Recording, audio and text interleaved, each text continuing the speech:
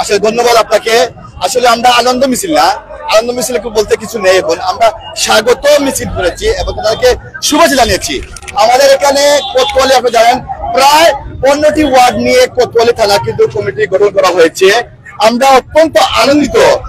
এই যে আহ্বায়ক কমিটি আউলিয়া রহমান সোহেল ভাই আহ্বায়ক করেছেন এবং সচিব 15 নং ওয়ার্ডের সংগ্রামী সভাপতি সোহেল আহমদ ভাই নির্বাচিত হওয়ায় আমরা এই যে 15 থেকে 16টি ওয়ার্ড কোতোয়ালি থানায় অন্তর্ভুক্ত আছি।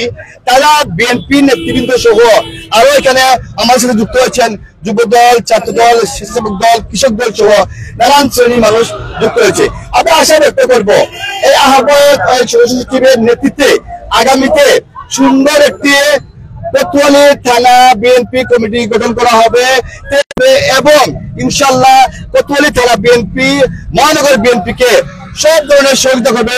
আগামী যদি আন্দোলন সংগ্রাম আসে তাতে আমরা কিন্তু এই কোতোয়ালি থানা বিএনপি অন্তর্ভুক্ত হয়ে আমরা আন্দোলন সুযোগ দিব। আরেকটি বলতে চাই, ইদানিং আপনারা দেখতে পাচ্ছেন দেশে কিন্তু কিছু কিছু রাজনীতিবিদরা কিছু উল্টাপাল্টা কাজ করছেন। আমরা কিন্তু জাতীয়তাবাদী দল বিএনপি সবসময় বলেছি ছাত্র প্লাস জনতা, ছাত্র প্লাস জনতা, এই জনতা এবং ছাত্ররা মিলে কিন্তু এই 5ই আগস্টের গণঅভ্যুত্থান কিন্তু সৃষ্টি করেছে। আর এতে মূল নায়কের দায়িত্ব পালন করেছেন আমাদের দেশ জনাব তারেক রহমান। জানেন তিনি 31 দফা দিয়ে আগামী রাষ্ট্র কাঠামো কিভাবে হবে তা কিন্তু আমরা জনগণের কাছে তুলে ধরার চেষ্টা করেছি। আপনারা ভালো থাকবেন, সুস্থ থাকবেন, খুদা হাফেজ।